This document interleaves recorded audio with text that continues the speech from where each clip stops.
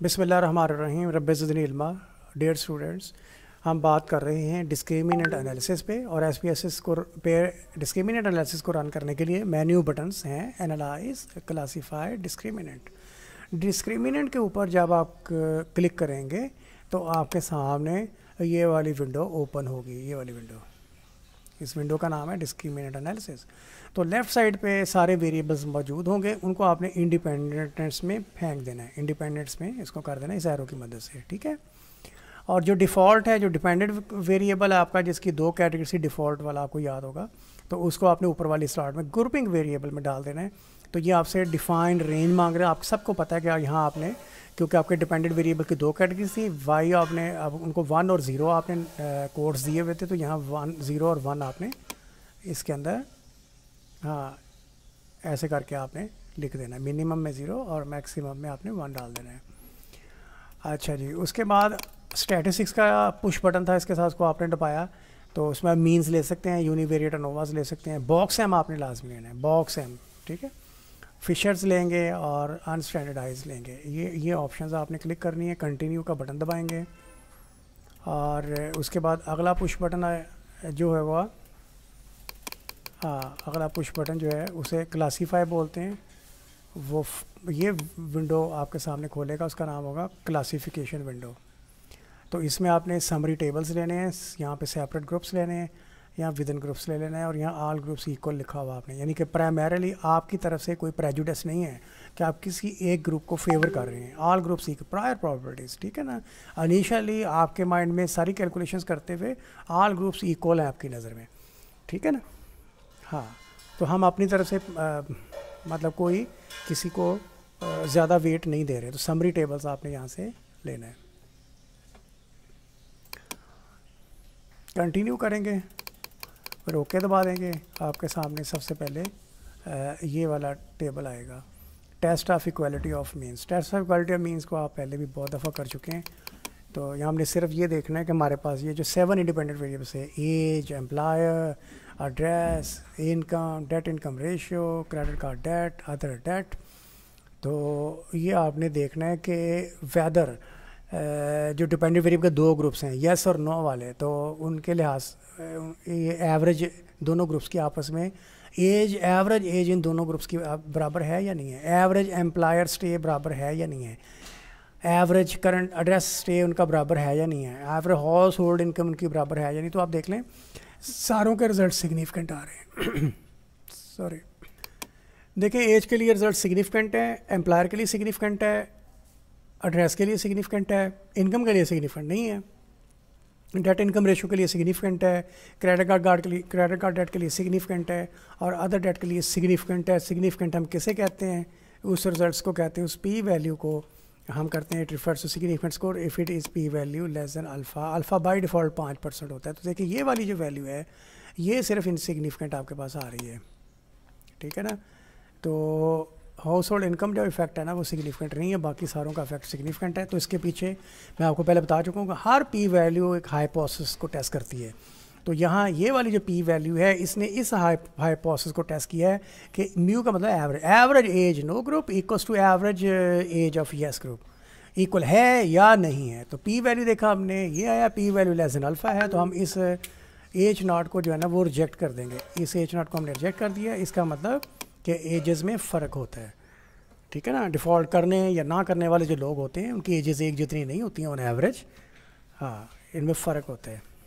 तो आप डिस्क्रिप्टिव के जाके उसमें देख भी सकते हैं कि किसका अगर इक्वल नहीं होती हैं एजेस उनकी, तो फिर किसकी एज ज़्यादा होती है। तो हमने देखा था, आपको याद है प्रीवियसली भी, कि जो नो डिफ़ॉल्ट वाले लोग होते हैं उनकी एज ज़्यादा होती है। अगला हम इसमें देखेंगे कि डेट इनकम रेशो जो है, debt income ratio, sorry, household income जो है, ये दोनों ग्रुप्स की average household income equal है या नहीं है, ये हम देखेंगे अभी। तो आप देखें पी वैल्यू क्या आ रही है, 0.061 आ रही है। बस इसको आपने ज़हन में रखना है और आगे चल के हम इसको जो हाइपोथेसिस के कॉरस्पॉन्डिंग टेस्ट होता है वो मैं आपके सामने भी लिस्ट किया हुआ है।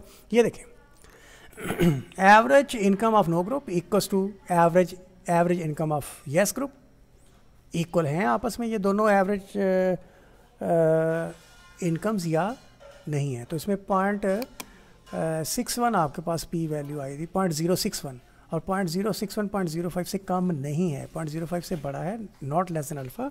तो हम क्या करेंगे, एच नॉट को रिजेक्ट नहीं करेंगे। अगर एच नॉट को रिजेक्ट नहीं करेंगे तो उसका मतलब कि डिफ़ॉल्ट येस और डिफ़ॉल्ट नो ग्रुप जो होते हैं उनकी एवरेज इनकम जो है वो ऑलमोस्ट एक जितनी होती है, ठीक है, सिग्निफिकेंटली डिफरेंट नहीं होती एक दूसरे से। तो इसका मतलब क्या हुआ कि डिफ़ॉल्ट करते हैं जो लोग, वो इनकम की वजह से नहीं करते, वो अदर फैक्टर्स की वजह से करते हैं। बॉक्सहैम टेस्ट जो है ना, ये बहुत इंपॉर्टेंट है। बॉक्सहैम टेस्ट जो है ना, बॉक्सहैम टेस्ट, ये test of equality of covariance matrices को करता है, डील करता है।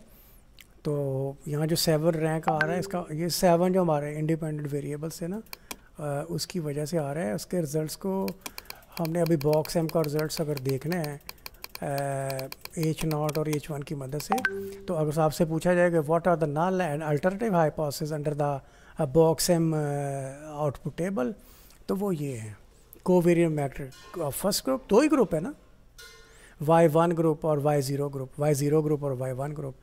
तो सिग्मा 1 इक्वल्स टू सिग्मा 2, ये वेरिएंस कोवेरिएंट मैट्रिसेस को शो करते हैं। जो एच नॉट है ये वन इक्वल है या नहीं है।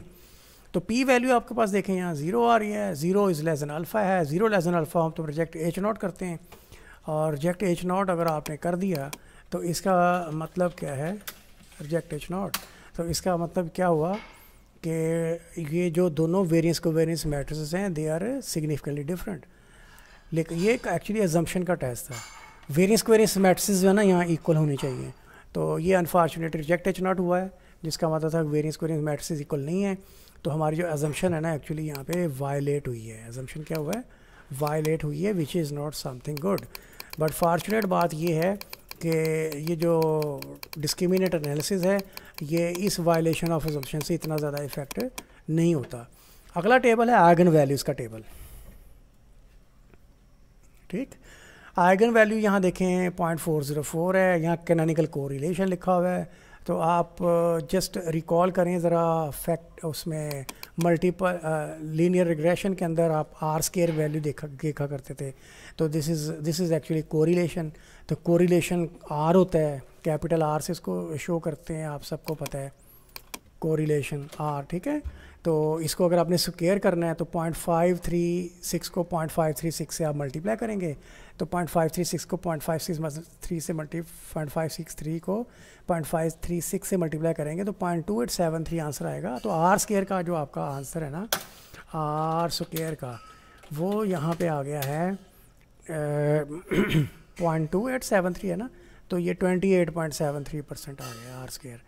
तो आर स्क्वायर की इंटरप्रिटेशन क्या होती है, how successful your model is, या आप ये कहते हैं how much variation in the dependent variable is explained by the model, explained by the independent variables included in the model. तो वो 28.73 इसका आंसर आ जाएगा, ठीक है। अब ये आइगन वैल्यूज़ जो है इसके लिए फर्दर एक आगे चल के एक टेबल आएगा जिसमें इसमें हम फर्दर बात करेंगे। आगे चलते हैं, ये देखें विल्क्स लैम्डा। तो विल्क्स लैम्डा एक टेस्ट है, लैम्डा पे बेस करता हुआ ये विल्क्स लैम्डा एक क्वांटिटी है, ठीक है, का स्केयर पे बेस करता है। और ये विल्क्स लैम्डा जो है ना, वो देखें इसकी पी वैल्यू 0 आ जाएगी। ये पी वैल्यू 0 आई है तो इसका मतलब ये है कि हाइपोथेसिस टेस्ट हुआ है। कौन सा हाइपोथेसिस टेस्ट हुआ है, ठीक है। तो वो है eigen value is not significant, H not है, और आइगन वैल्यू इज़ सिग्निफिकेंट, 2 थे।